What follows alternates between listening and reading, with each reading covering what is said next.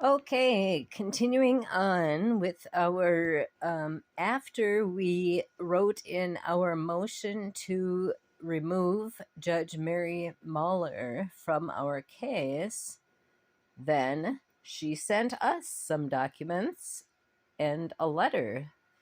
Here's the first document: hearing changed to in person for all motions per Judge Mahler.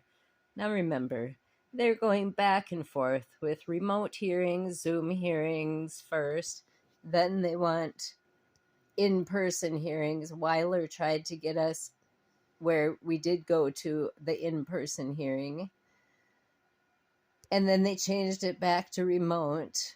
Judge Mahler says that she embraces technology. That's why she was on the TV when we came to the court hearing and we were in person, but yet she was on TV.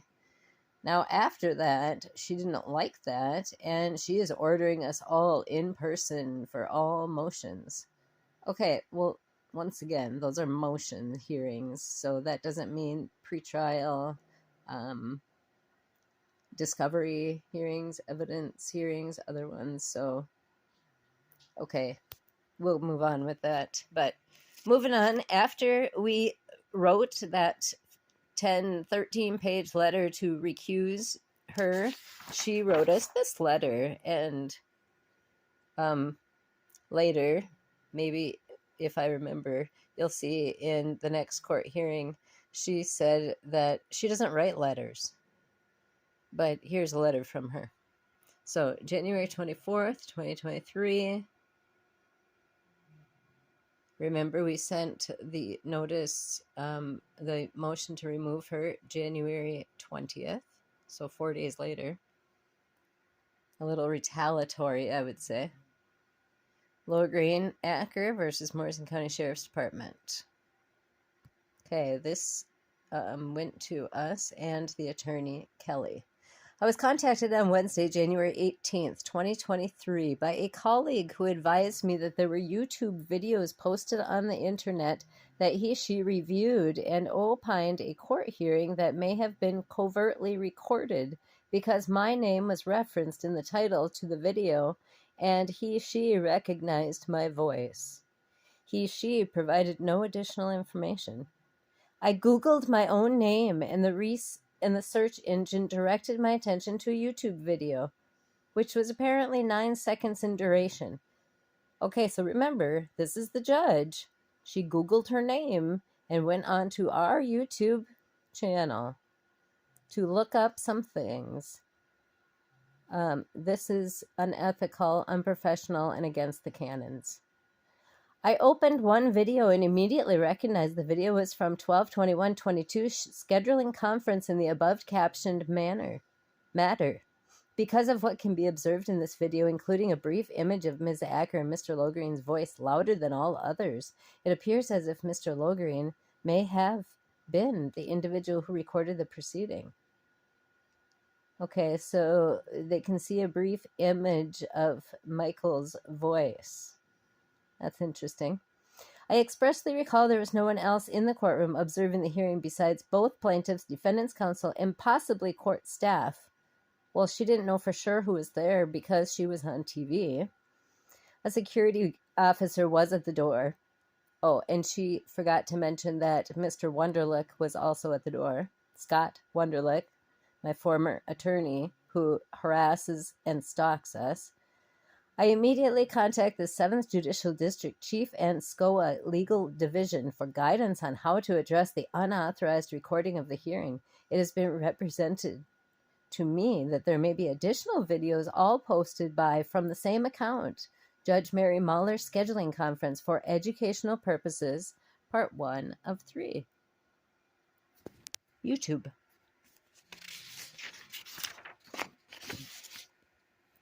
It has also been brought to my attention by my law clerk that there is also a posting of a hearing in this case from the October 2022 hearing before Judge Weiler prior to my assignment to the case. Why is she looking up things on YouTube prior to the case?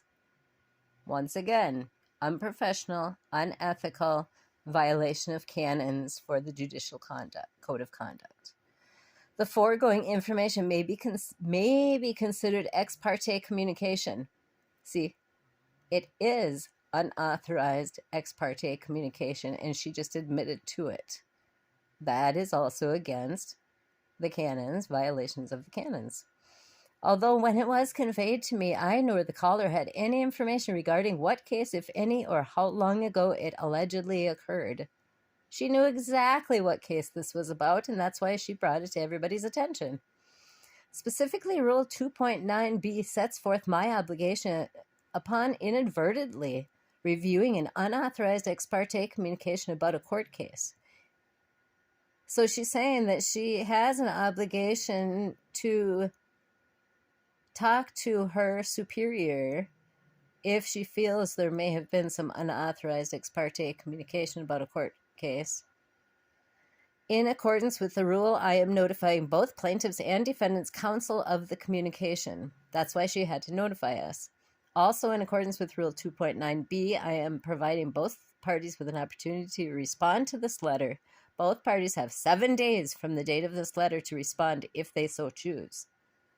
She gives us 7 days. Nice. Okay, well, we followed her guidelines once again, you'll see. Second, no recording or broadcasting of any remote proceeding is authorized other than provided by court rules. See Minnesota Judicial Branch Rules of General Practice 4, as well as Minnesota Judicial Branch Remote Hearing Protocols. As part of the court's record file, I understand Plaintiff Wendy Acker on October 14th, 2022 at 12:23 p.m. attempted to give notice in writing to Judge Mahler that we will be videotaping our motion hearing today, according to Minnesota Court Rules 4.025. Should there be a discrepancy, please notify us immediately. Yes, this is the notice that we gave, and they never notified us whether we could or could not. The email correspondence purports to be signed by both plaintiffs. That same day, Judge Mahler reviewed and denied the plaintiff's request. He also noted both will need to be screened by security before being allowed into the courtroom. Okay, that's against their constitutional rights as well, because no one else is screened for a second time before they enter the courtroom. And first of all, they must not trust their security guards if we can pass through security, but then they have to screen us again before going into the courtroom. What would have happened in that hallway under all their cameras and surveillance that we could have done or got obtained prior to entering a courtroom? It just makes no sense, people. Okay, it just makes no sense. Rule 4 of the Minnesota General Rules of Practice clearly prohibits the recording of court proceedings absent an authorized exception. Okay, once again, we asked for an authorized exception, and no judge would even respond to us. No judge, including me, has authorized the recordings of the proceeding in this manner. No media has sought authorization to videotape hearings. Therefore, I am directing the party who covertly recorded the hearings and the party who posted the authorized recording on the internet. Okay. Authorized recording. Posted the authorized recording on the internet. If it's an authorized recording, why would we need to remove it? On the internet, to immediately remove all videos from all social media. Failure to do so may result in a separate hearing on an order to show contempt, cause of why the party failing to remove the post should not be held in contempt of court. Mary Mahler, threatening us contempt in court if we do not remove all of our social media, all videos. Okay, people, anybody who is watching our YouTube channel can see that we also have our little chickens, and we have Walk Through the Woods, and we have our little homemade washing machine. So, by her telling us to remove all of our videos from our YouTube channel.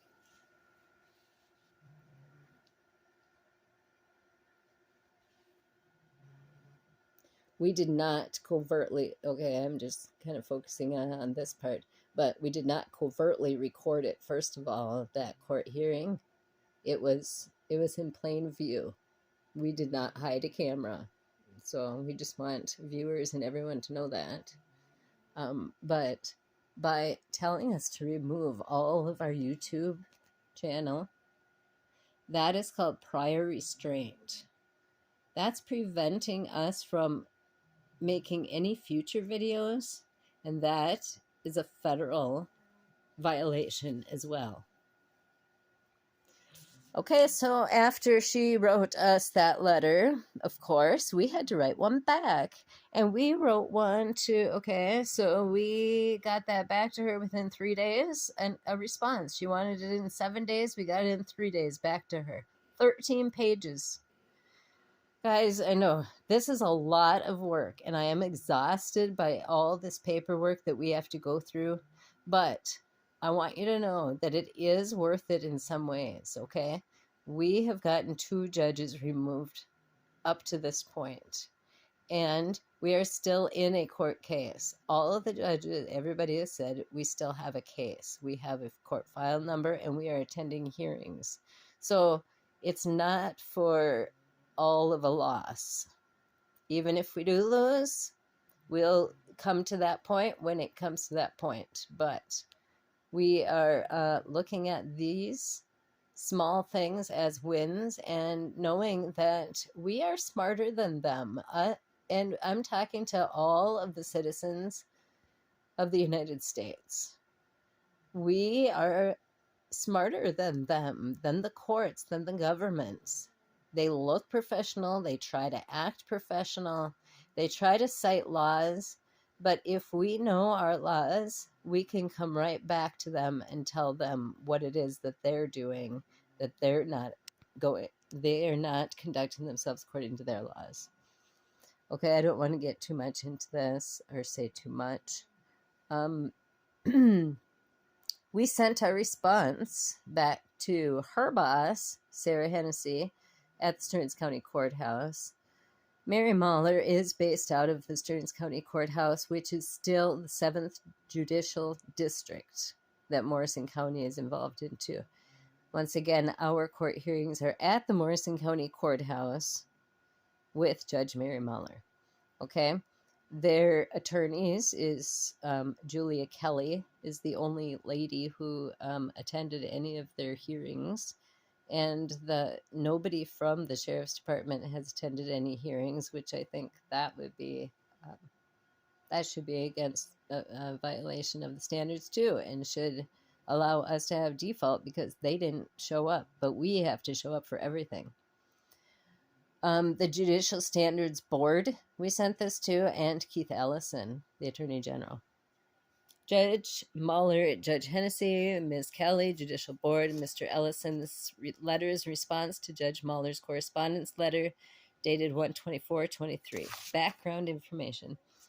We cannot fully express how angry and disappointed we are of the misconduct and mistreatment of the 7th Judicial District. We will continue to stand up for our rights as American people according to the U.S. Constitution, and we refuse to be silenced. We have given notice to the courts to videotape, audio record our pretrial motion hearings in our civil case on numerous dates, beginning 10/10. We are constantly rechecking Minnesota rules of civil procedure because all judges in the 7th District state only parts of rules that benefit them, and we find rules that benefit us. Judge Mahler disrespects the laws to favor others. This is discriminatory and biased behavior. As noted in motion to remove Judge Mahler, she implies that we cannot have justice. We will not take this case seriously.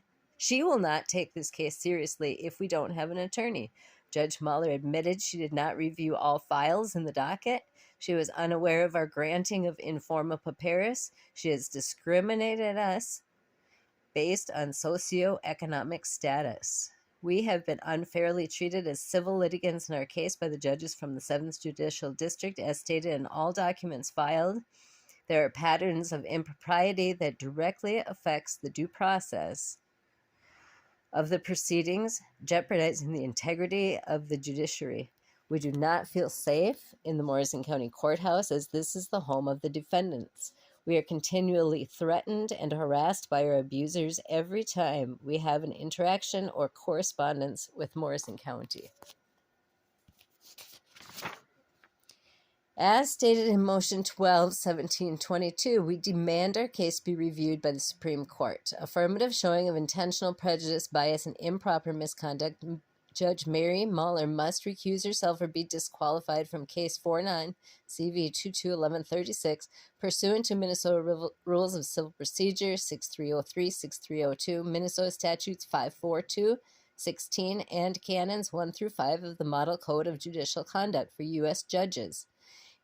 In addition, in the interest of justice, we give notice to the 7th Judicial District Court of the notice of removal from the 7th Judicial District Court to Minnesota's U.S. Supreme District Court based on 28 U.S.C. 1441, removal of civil actions and federal question jurisdiction, 28 U.S.C. 1331. Claims include defendant violated state and federal statutes. The defendants were served U.S. District Court complaint in summons 12/20/22. We demand that Judge Mahler recuse herself based on the motion to remove affirmative showing of bias and the newly discovered information, including this response. This decision must be made without hearing. We demand Judge Wetzel, Judge Weiler, and Judge Mahler to be ordered to attend and successfully complete anger management classes due to their improper behavior on the bench. Note to court, we have temporarily removed YouTube posts of 12/22/22 court hearing under duress of threat to be illegally detained in rape cages. We refuse to remove all of our social media based on the First Amendment.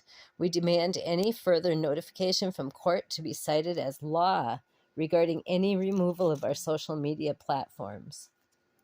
Facts and laws regarding correspondence letter from Judge Mahler. We refer to the device in question as IT from here on out.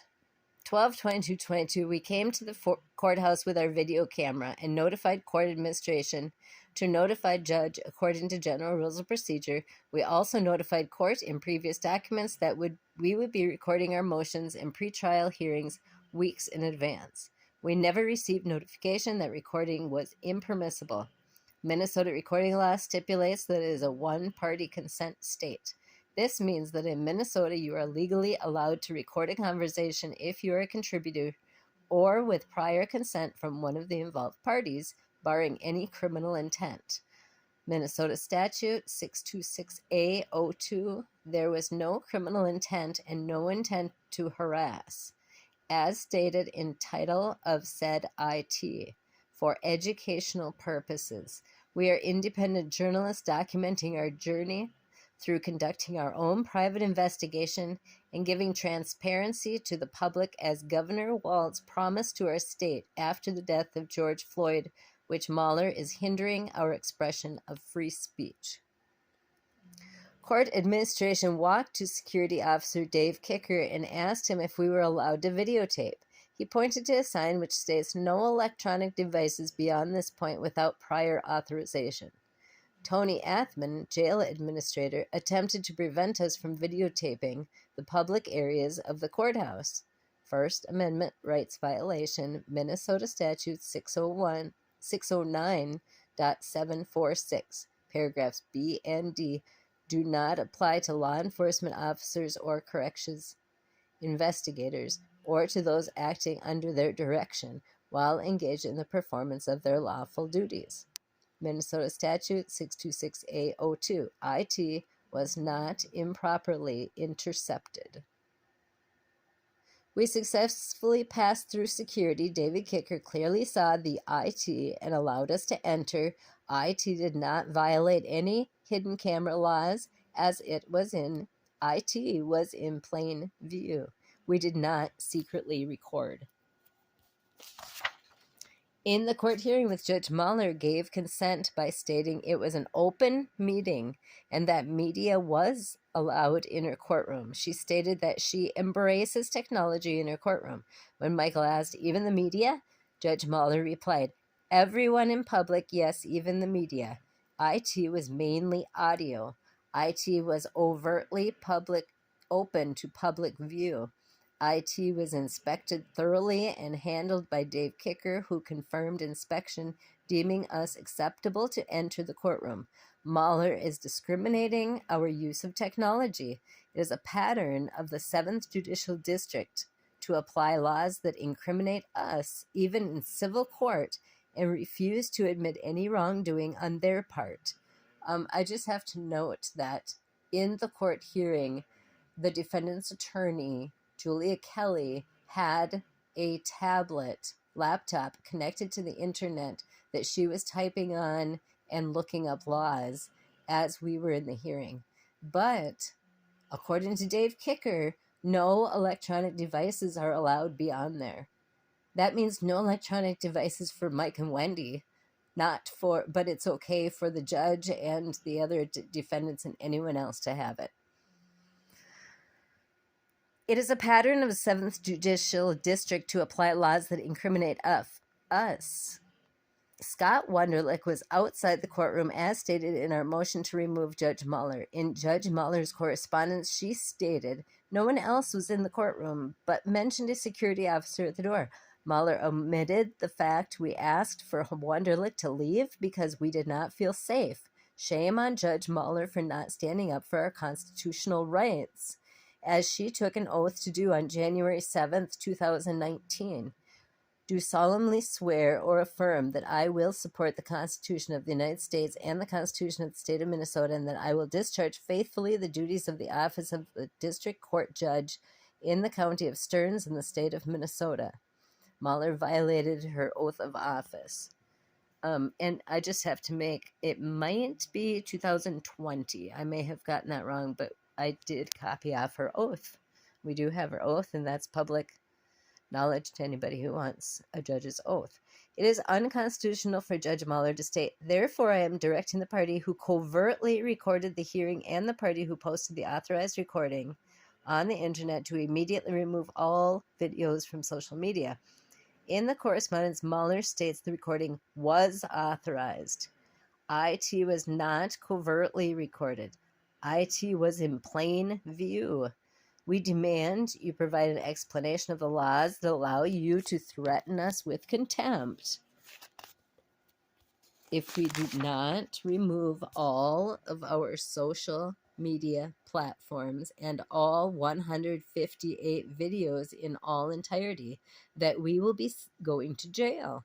Mahler is violating our constitutional amendments to freedom of expression, fair due process, and being secure in person, property, and papers.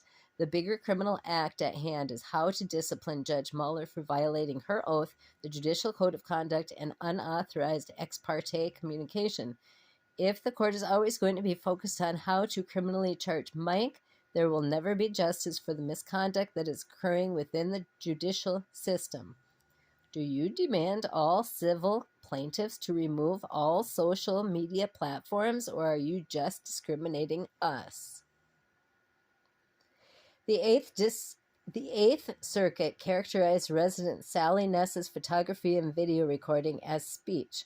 As such, the court wrote that the acts of taking photographs and recording video are entitled to First Amendment protection because they are an important stage of the speech process that ends with the dissemination of information.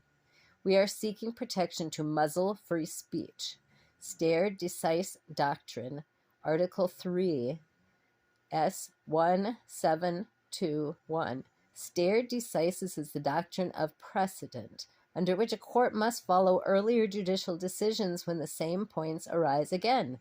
Adherence to precedent is the preferred course because it promotes the even-handed, predictable, and consistent development of legal principles, fosters reliance on judicial decisions.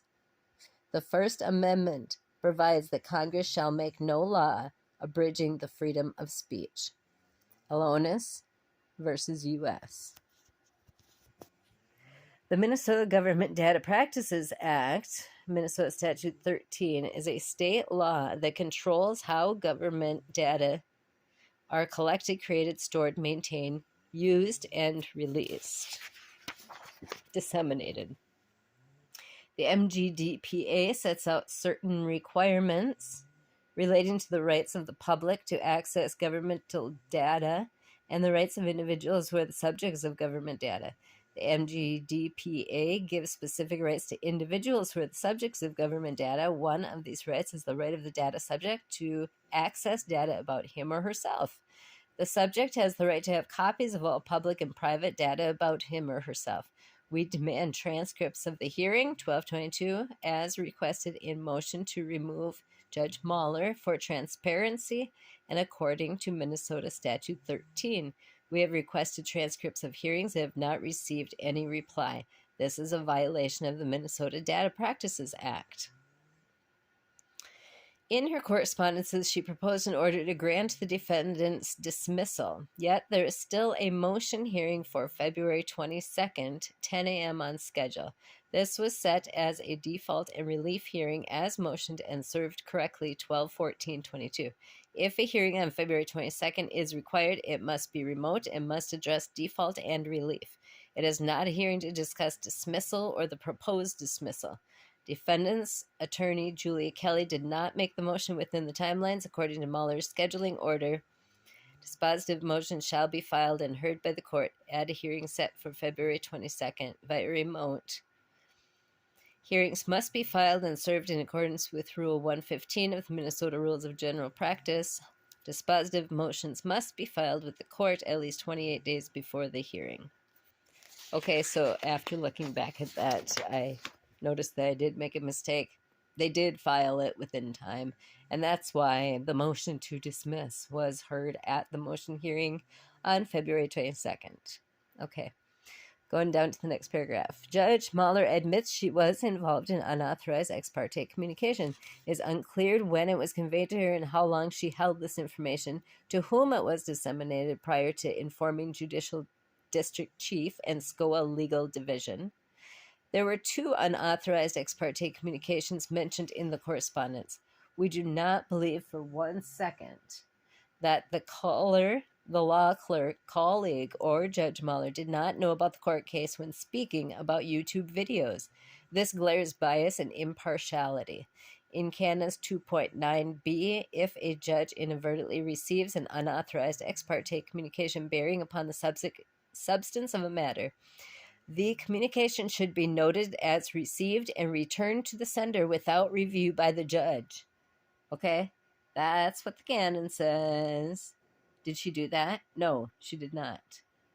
She looked up, she Googled her name on YouTube, and she had to see what we had on there.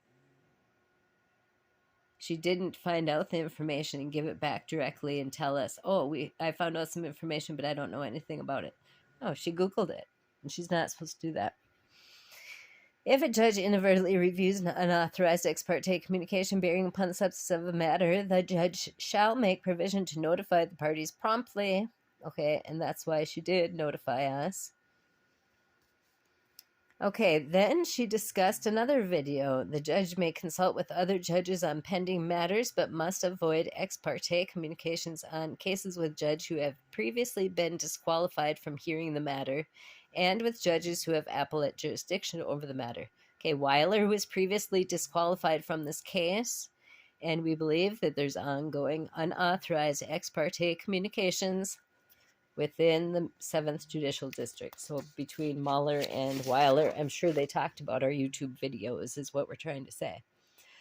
Judge Mahler must be removed from this case. We have stated numerous times we do not feel safe at the Morrison County Courthouse. Mahler states that she wants remote hearings, then changed it to in-person as a retaliatory act, just as Judge Weiler changed hearings to in-person hearings after he accused us of recording. The courts keep changing what they do. We stated in December hearing that the very people who have injured us physically, emotionally, and financially continue to harass, intimidate, and threaten us. We refuse to enter the Morrison County Courthouse and demand all subsequent hearings to be by remote. Well, that didn't happen. We still had to go on February 22nd. But it was a partially successful hearing. In Guardians, the Commission recommended that Congress enact legislation that would give the Attorney General the authority denied to the government by controlling case law, namely the authority to enjoin proven patterns or practices of misconduct in a given law enforcement department. Okay. In 1994, such legislation was finally passed, adding an additional federal civil remedy. We demand Attorney General Keith Ellison to control case law with unbiased constitutional requirement de novo. That's new and fresh. We want him to look at the case. Yeah, and guess what? He never got back to us. The Fifth Amendment Due Process Clause. The government must act in accordance with legal rules and not contrary to them. A more specific application of the clause is the doctrine today called procedural due process, which concerns fairness and lawfulness of decision-making methods used by court and the executive. Governmental actors violate due process when they frustrate the fairness of proceedings, such as when a prosecutor fails to disclose evidence to a criminal defendant that suggests they may be innocent of the crime, or when a judge is biased against a criminal defendant or a party in a civil action. Likewise, fair notice and the opportunity to be heard are due process requirements in criminal, civil, and other proceedings. Judge Mahler is unfair and biased, violating the Fifth Amendment of her oath of office. Okay, so did you guys all get that? She did not allow us to be fairly heard, which is a due process requirement. The American Civil Liberties Union of Minnesota filed a lawsuit against Anoka County Sheriff's Department and Coon Rapids Police Department. Okay, so remember, the attorneys for the defendant are saying that the Morrison County Sheriff's Department is not an entity to be sued or can be sued. Here, the American Civil Liberties Union of Minnesota is suing a sheriff's department and a police department. So yes, they can be sued. ACLU Minnesota argues in their lawsuit that Anoka County Sheriff's Office and the Coon Rapids Police Department unlawfully arrested and jailed Parada because of her race and national origin. The officer who arrested Parada did not arrest any of the other individuals.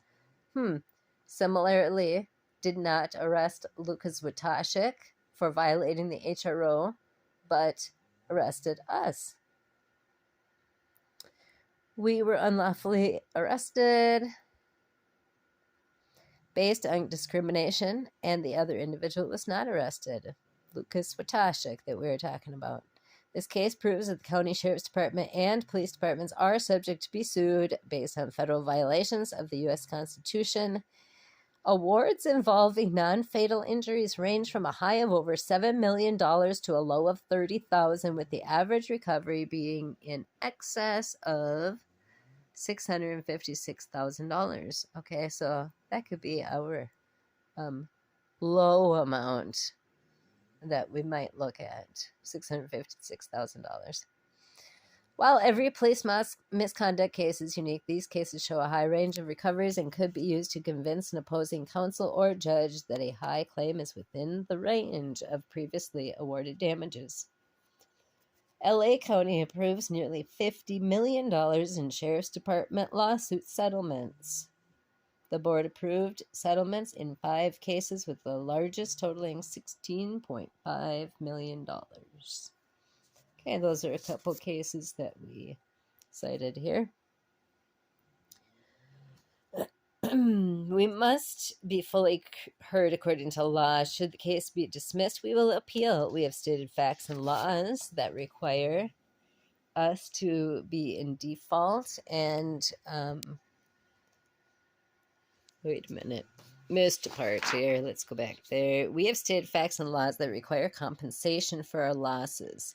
We can end this now with cash settlement, or we will continue to pursue litigation against the whole county and the state of Minnesota. One measure of deterrence of police misconduct is the implication of overall changes in departmental and agency policy. And one way to bring changes in policy is to impose liability on the department or the agency itself for misconduct of its officers. Monell versus Department of Social Services of the City of New York. 15, made it possible for victims of police misconduct to sue police departments and impose liability on the municipalities themselves for the actions of their employees. The Monell Court held that civil rights violations committed by public employees might impose liability on the government if it is shown the violation is the result of poor training or poor supervision. Well, it's poor something that's happening here. Okay, under Title 42 U.S. Code Section 1983, the Federal Civil Rights Civil Statute, individuals may file lawsuits against an offending officer, police department, or jurisdiction. 151, although the federal law Section 1983 is used most frequently, plaintiffs may also use state-level statutes in bringing abuse lawsuits. The state statute mandates that any person who, under color of any statute, ordinance, regulation, custom, or usage of any state or territory of the District of Columbia, subject to causes to be subjected, any citizens of the United States or other person within the jurisdiction thereof, to the deprivation of any rights, privileges, or immunities secured by the Constitution and laws, shall be liable to the party injured in any action at law, suit in equity, or other proper proceeding for redress. Sections 1983 is now the cornerstone of federal police liability litigation against police officers, their employing law enforcement agencies, and municipalities. Oh, last page. Kapler, 2006. Okay, so once again, case law, it helps to cite case law to defend or support your position.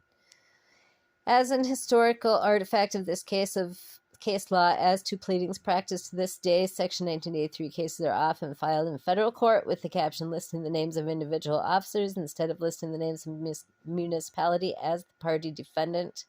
Even so, a Section 1983 civil action is deemed to be a lawsuit against an officer's employing municipality if the officer is being sued in his or her official capacity without regard for whether the municipality is specifically listed in the case caption as a party defendant, so long as the municipality is put on notice of the lawsuit. Brandon versus Holt, 1985.